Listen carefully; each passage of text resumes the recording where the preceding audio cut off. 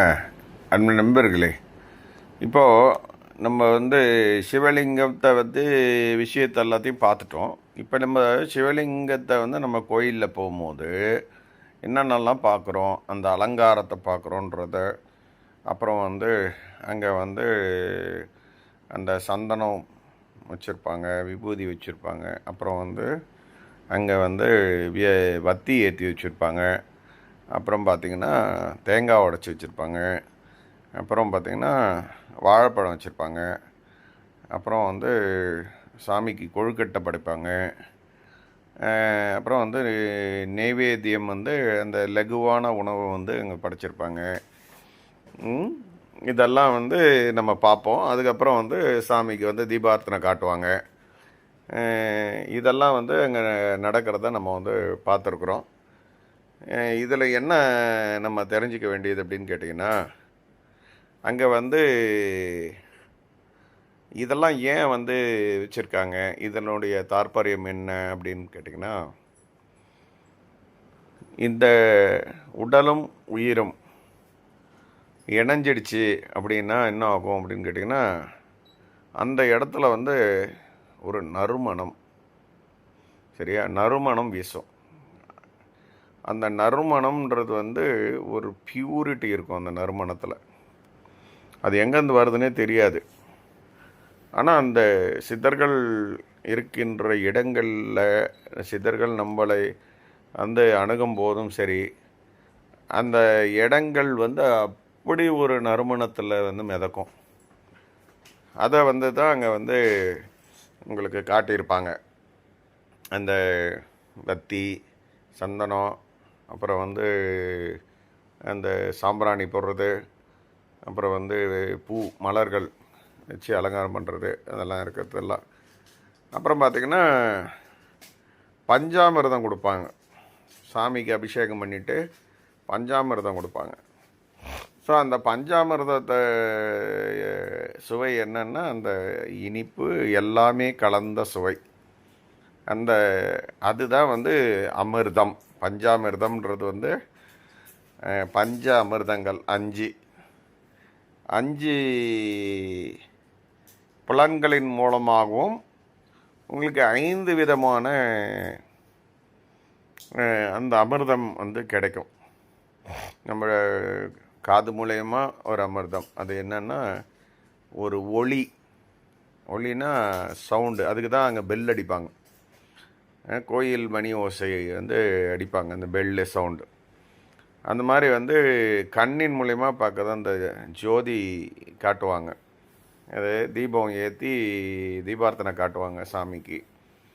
அந்த மாதிரி நாக்கு சுவைக்கு உங்களுக்கு அங்கே நெய்வேத்தியம் அதை கொடுக்குறாங்க. அதுக்கப்புறமேட்டா இதையெல்லாம் தாண்டின விஷயமாக உங்களுடைய தோளிலிருந்து கிடைக்கக்கூடிய விஷயம். அந்த தோல்லேருந்து கிடைக்கக்கூடிய விஷயம் என்ன அப்படின்னு கேட்டிங்கன்னா, நீங்கள் அந்த ஜீவசமாதிகளுக்கு போய் நீங்கள் வளன்னு உங்கள் பெட்டிஷனை கொட்டாமல், அங்கே போய் எதையுமே நினைக்காம அப்படியே சும்மா அமைதியாக அங்கே இருந்தீங்க அப்படின்னாலே, உங்களுடைய உச்சந்தலையிலேருந்து உள்ளங்கால் வரைக்கும் அப்படியே அந்த ஆனந்த அமிர்த வெள்ளம் உங்கள் உடம்புல ஊடுருவி பாயறத நீங்கள் பார்க்க முடியும், உங்களால் உணர முடியும்.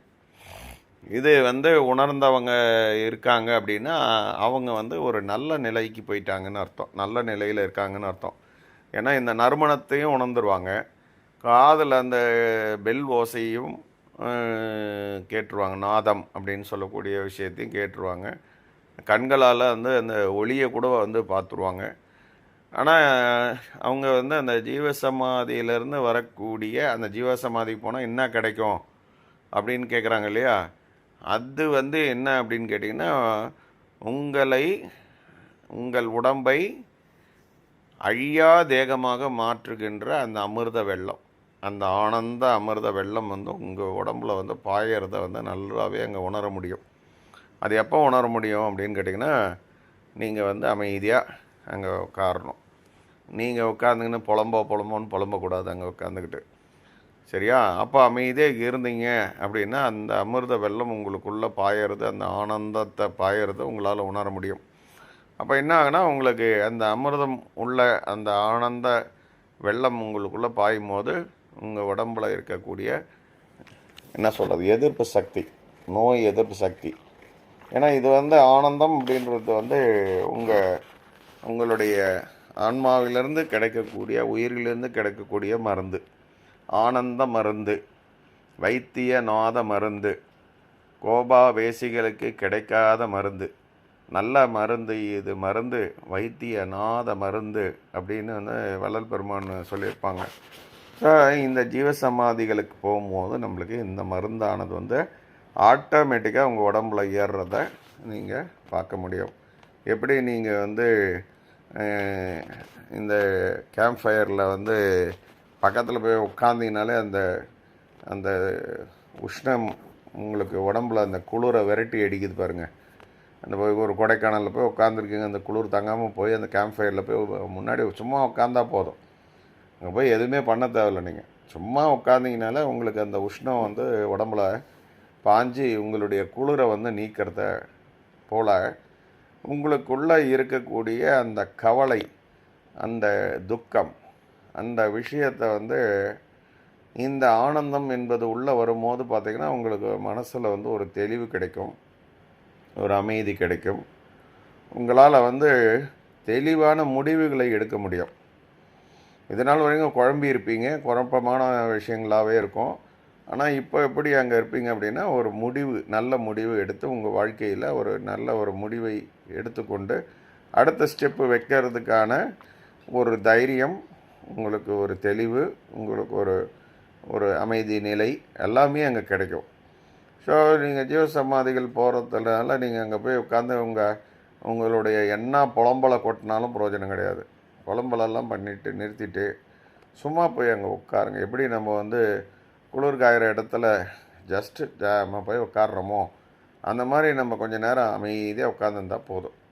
எதையுமே யோசிக்க வேண்டியதில்லை. கொஞ்ச நேரம் அந்த ஒரு 10-15 நிமிஷத்தில் ஒன்றும் ஆகிட போகிறதில்ல. அது வரைக்கும் ஒரு 15 நிமிஷமாச்சு எந்த வேண்டுதலும் வேண்டாமல் அமைதியாக அங்கே உட்காந்துக்கின்னு அப்படியே இருந்தீங்க அப்படின்னா உங்களுக்குள்ளே அந்த ஆனந்த வெள்ளம் பாயும். அந்த ஆனந்தம் உள்ள பாயும் போது என்னன்னா உங்கள் உடம்புல இருக்கிற நோய் துக்கத்தை தானே கொடுக்குது. அதுக்கு எதிர்ப்புறமாக இருக்கக்கூடிய ஆனந்தம் என்ற இன்ஜெக்ஷன் உங்களுக்கு உடம்புல செலுத்தப்படும். அப்போ உங்களுடைய கவலை என்பது குறையும், உங்களுடைய உடம்பில் இருக்கிற நோய் குறையும், உங்களுடைய உடம்பில் இருக்கின்ற செல்கள் அழிவது குறையும். இவ்வளோ பெரிய விஷயத்த உங்களுடைய ஜீவசமாதியில் கிடைக்குது அப்படின்றத நீங்கள் நல்லா புரிஞ்சுக்கணும்.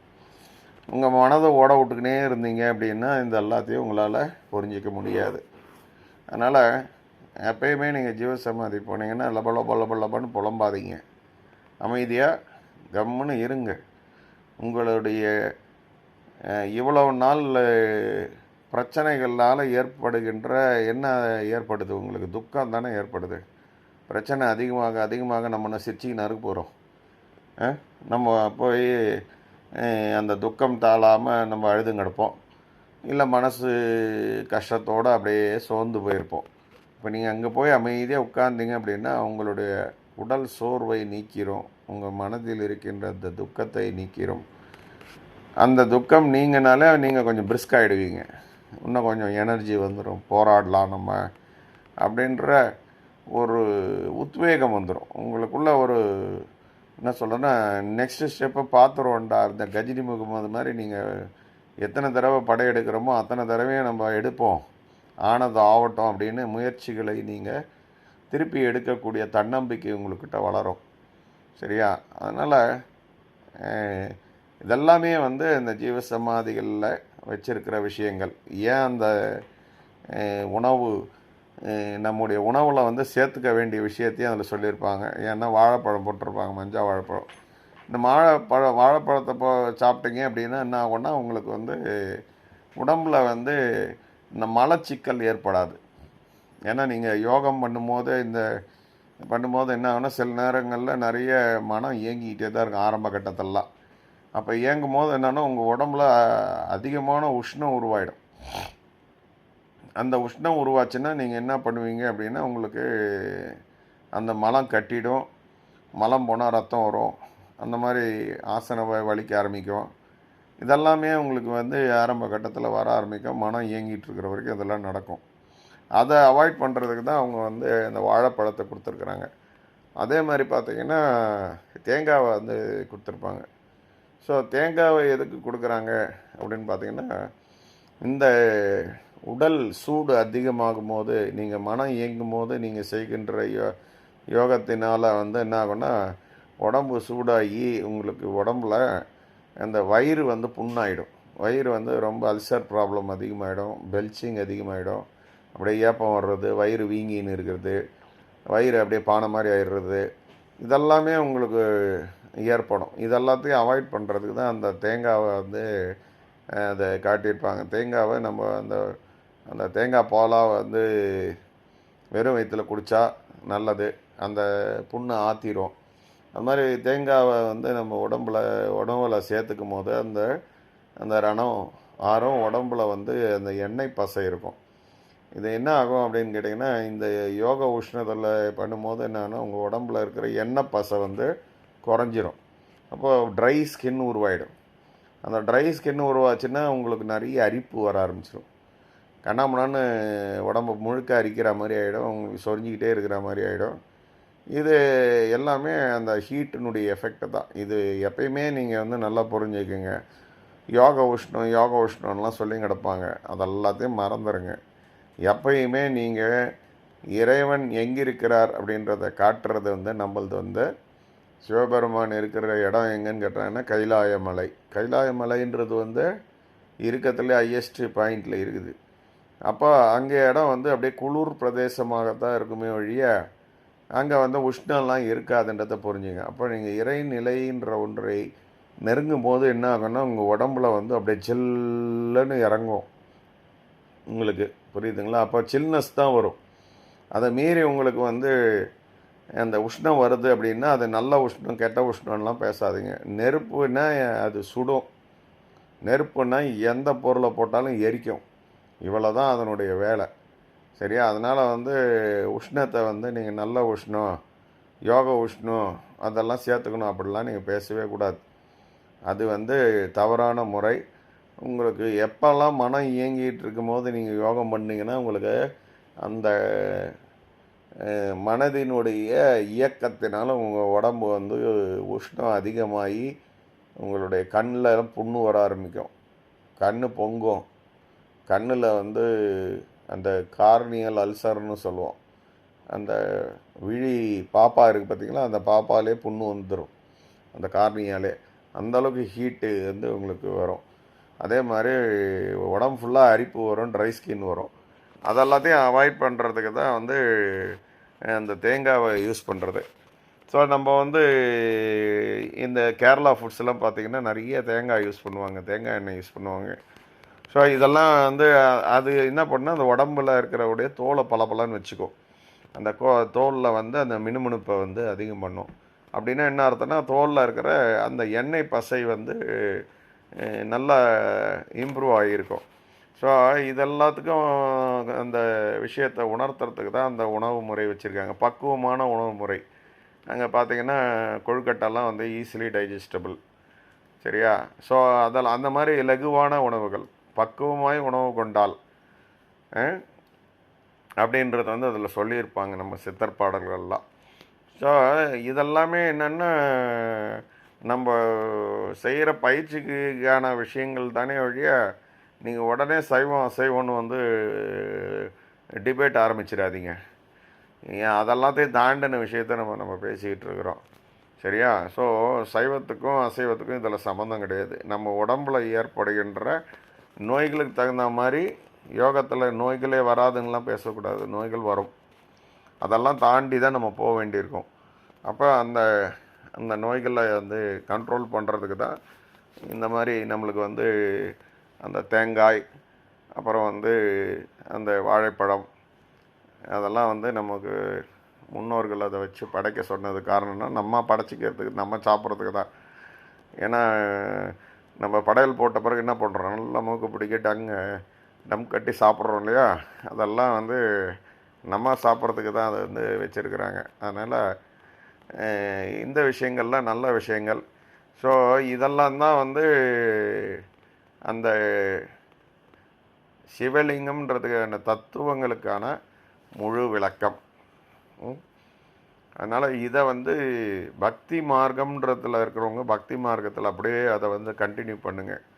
இது ஞான மார்க்கத்தில் இருக்கிறவங்களுக்கு மட்டும்தான் இந்த அறிவு வழிய, பக்தி மார்க்கத்தில் இருக்கிறவங்களுக்கான விஷயம் இல்லை இது. அவங்க வந்து அவங்க பக்தி மார்க்கத்தை கண்டினியூ பண்ணட்டும். இது வந்து ஒன்லி இந்த யோகத்தில் இருக்கிறவங்களுக்கும் ஞானத்தில் இருக்கிறவங்களுக்கு மட்டும்தான் இந்த விஷயம் என்பதை நம்ம வந்து சொல்கிறோம். ஸோ இதுதான் வந்து அந்த ஜீவசமாதியின் மேல் வைக்கப்பட்டிருக்கின்ற அந்த சிவலிங்கத்தினுடைய அந்த தாற்பயம் என்பதை நீங்கள் வந்து புரிந்து கொள்ளணுன்றதுக்காக தான் இதை வந்து நான் பதிவாக போட்டிருக்கேன். நன்றி, வணக்கம்.